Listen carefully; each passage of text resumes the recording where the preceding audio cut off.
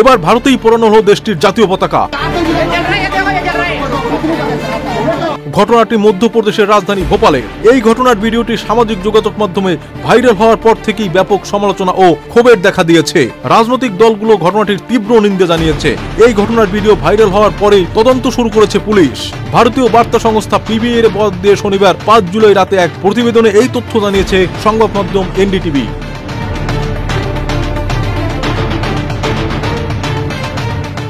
ঘটনাটি চলতি জুলাই মাসের প্রথম সপ্তাহের দিকে ঘটে এবং ভিডিওটি সামাজিক যোগাযোগ মাধ্যমে ছড়িয়ে পড়ে। বিষয়টি নজরে আসার পরেই পুলিশ তদন্ত শুরু করেছে। কংগ্রেস মুখপাত্র বিবেক ত্রিপাঠী জানিয়েছে, এই স্থানটি ওয়ার্ড 50-এর অফিসের কাছে, যেখানে নিয়মিত পৌরকর্মীরা আবর্জনা পোড়ান এবং সেখানেই একাধিক জাতীয় পতাকা পোড়ানোর ঘটনা ঘটে। শাহপুর থানার উপপরিদর্শক জানিয়েছেন, সিসিটিভি ফুটেজ খতিয়ে দেখা হচ্ছে এবং ইতিমধ্যে 2টি অভিযোগ পাওয়া গেছে।